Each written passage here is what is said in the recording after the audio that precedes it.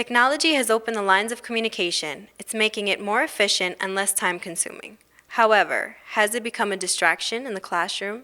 Today we speak with professors and students to ask what are their views on texting in the classroom.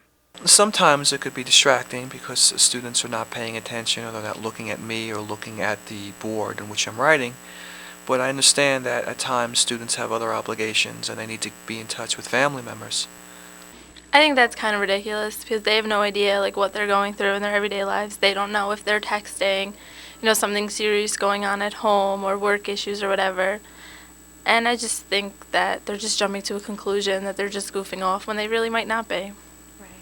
Well, my biggest gripe about it is when the professor catches them, the professor has to stop class.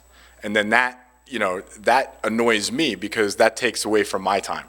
But this idea of constantly looking for a message and sending a message back, what could be so important?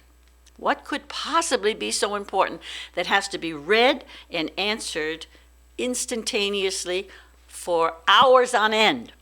What the future holds for communication in the classroom still remains unknown. What is known, however, is that it ultimately comes down to the responsibility of the student. Now that everyone's using texting devices, or most people are using texting devices, they're not ringing in class, but I still see students texting.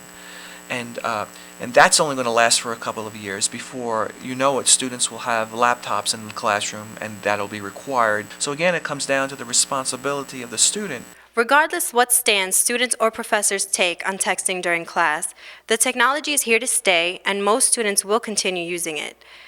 This is Priscilla Garcia at the Dobbs Ferry campus with Mercy News.